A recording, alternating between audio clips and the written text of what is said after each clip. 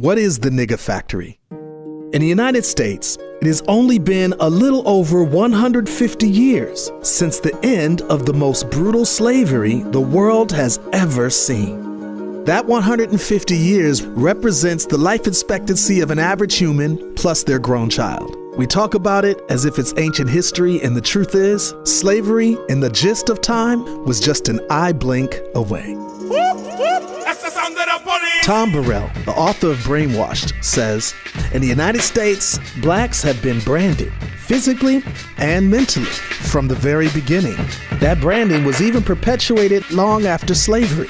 The intensely torturous enslavement and indoctrination transformed into the powerful, pernicious, all-pervasive, mass media-driven brainwashing that still goes on today. This particular chart, which summarizes IQ scores that Professor Richard Lynn alluded to in his talk, based on his review, which was published in 1991. Whites average about 100.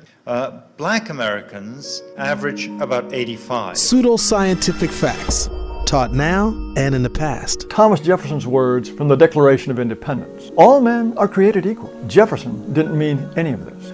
What did Jefferson really mean? He thought slavery was an evil thing, but he also thought that free blacks in a white society was even worse. These views were not only in the United States, but instead as part of a global system of domination and power relations. And to maintain this power, they created the nigger factory. Hey yo, my life is like Roots, it's a true story. It's too gory for them televised fables on cable. I'm a runaway slave watching the North Star. Shackles on my forearm, running with the gun. One of the reasons why I stopped doing hip hop up until just recently was because when Get Like Me was the #1 song in America, I got a chance to travel internationally, and I got to see the way that America was depicting black men. And for the most part, it was rap videos, and at that time, that's when reality TV shows had just started. And like, we looked really bad, and I was a real big part of that, and I just couldn't do it no more. Like, no matter how much money people paid me at that time, I just couldn't continue to send black people's images to hell. I gotta say something to the gangster rappers. I know a lot of y'all support me, y'all text me, y'all show me love, but I got to say something to y'all Negroes. And I ain't talking to all of you, but most of you. 12, 15, 16 albums of gangsterism, selling dope, sexually exploiting black women, going to jail, worshiping European materialism, got our kids strung out on cars. You Negroes need to get your act together. Facts. I'm tired of turning on the damn TV and I see Negroes worshiping chains, worshiping cars. Every rap song, the same shit. Money, women, kill somebody, go to jail, smoke some weed, worship materialism. Every album is the same. It might be a different rapper, different clique, different city, different flow, different beat, but the content is the same. 24 hours a day, 7 days a week, with the advertising and the marketing aimed directly at teenagers and even kids as young as 9 years old. It's like the old English 40 ounce of music aimed directly at black and brown people, teaching behavior and worldview, justifying, promoting, and normalizing criminal behavior, which reaffirms the 400-year marketing campaign waged against black people since the beginning of slavery. And through stereotypes, it continues to separate brown and black people from the world by glorifying behaviors that can lead them to prison or competitively marginalized. This is the nigger factory. Public Enemy is one of the most successful hip-hop groups of all time. Chuck is consistently ranked as one of the top MCs and lyricists of all time. The whole game and trick is that they could get time on their side and get a couple of generations who are really combative about it to get old and pass on and trick the new generations and throw toys at them to hold them off. And one of the biggest crimes is the MTV networks and the Booty and Thug network of BET that's hijacked hip-hop and rap music. And their whole games is to extend teenage years to 35. This has been the principle since 1990. Let's turn teenagers from 17 to 35. And when they wake up out of the fog at 36 years old, they feel that, you know, with 3 or 4 kids, they're paralyzed to move left or right. And so they got to go with the flow. Historical facts show some things were created by racists centuries ago to redefine black people. And a lot of it, as they say in marketing, has been sticky. Meanwhile, other things that have purposely been created to redefine blacks positively don't stick. But why?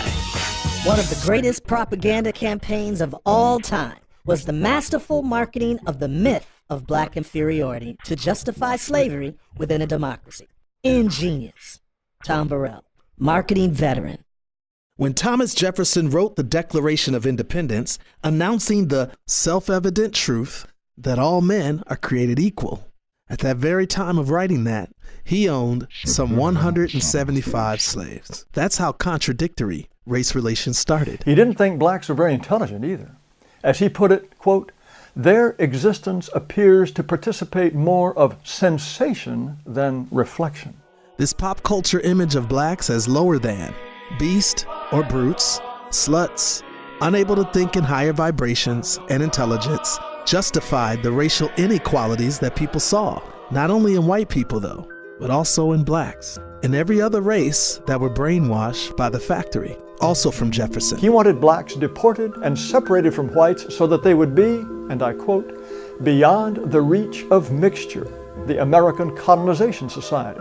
At the inaugural meeting of the society, Henry Clay explained its purpose, quote, "to rid our country of a useless and pernicious, if not dangerous, portion of the population." Some of the most famous early Americans were not just members of the Colonization Society, they were officers. Besides Madison, there were Andrew Jackson, Daniel Webster, Stephen Douglas, William Seward, Francis Scott Key, Winfield Scott, and John Marshall. These names were high-ranking officials in the United States. My brother went to John Marshall High School. There's likely street names with these names on it in your town. From scientists to presidents, to lay people of all races, the true humanity of black people were consistently challenged. Subhuman, a fraction of a human being. But Abraham Lincoln, the great emancipator, didn't he believe in racial equality? No. During the Lincoln-Douglas debates, he said this, "I am not, nor ever have been, in favor of making voters or jurors out of Negroes. There is a physical difference between the white and black races which I believe will forever forbid the two races living together on terms of social and political equality." This was going on worldwide. Europeans had to deal with it since the first slave in Portugal, and in America since the first slaves in Jamestown, 1619. How can they justify this huge divide between the freedom-loving rhetoric that they espoused, mixed with this total and thorough addiction to free slave labor, knowing that it would make them the most powerful forces in the world? So, the factory began. As said before, scientists, biologists, psychologists, marketing maestros started a brand. They perfected that brand over 400 years to the present day, where it has been generationally normalized to where even most black and brown people would have it no other way. They know no other way. They've become conditioned to accept the image that was started by racists, to where they look at it as our thing, our culture, our niggas. Of course, there's slews of people who are activists, woke, culturally proud, but the factory keeps on producing these same images at such a consistent rate that the woke among us, if they don't have the same consistency nor machinery, they can't make consciousness permanent or stick. The law of Sir Isaac Newton states that for every action, there's an opposite and equal reaction. That would be where we need to be. So far, it's not the case.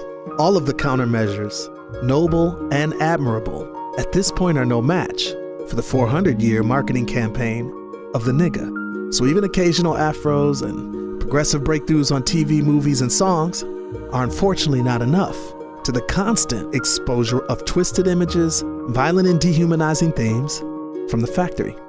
So, please join me for the next episode as I go a lot deeper and further expose this factory, why I chose to use the word nigga, the deliberate and the indeliberate players in the factory, and just how high up this factory goes. I think it could get heated, and hit dogs may holler. In the meantime, push the subscribe button, share this video with everybody you know, and get ready for the next compelling episode of The Nigga Factory. I'm Speech. I love you. Peace and strength.